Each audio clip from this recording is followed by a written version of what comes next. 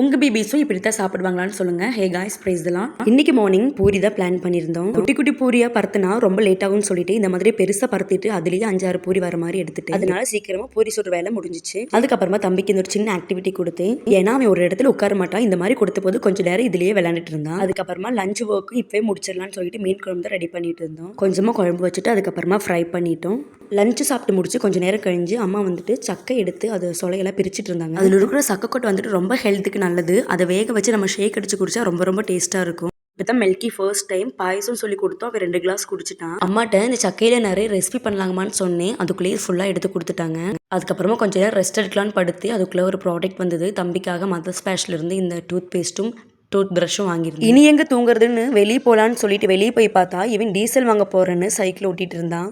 Evening ஆனதுனால தம்பியை குளிக்க வைக்கலான்னு சொல்லிட்டு அவனுக்கும் தலையில எண்ணெய் தேய்ச்சி விட்டு நானும் ஹேர் ஆயில் அப்ளை பண்ணல. அம்மா செரிப்பழம் புடுங்கி கொண்டு வந்து கொடுத்தாங்க. சொல்லித்தான் கொடுத்தாங்க, வாயில வைக்கவே முடியாது அவ்வளோ புளிப்புன்னு. தம்பி இப்பெல்லாம் புளிப்பு, துவர்ப்பு, கசப்பு இதெல்லாமே நல்லா விரும்பி சாப்பிட்றான். எனிவே ஹெல்த்துக்கு நல்லது அப்படின்னால நாங்க விட்டுட்டோம்.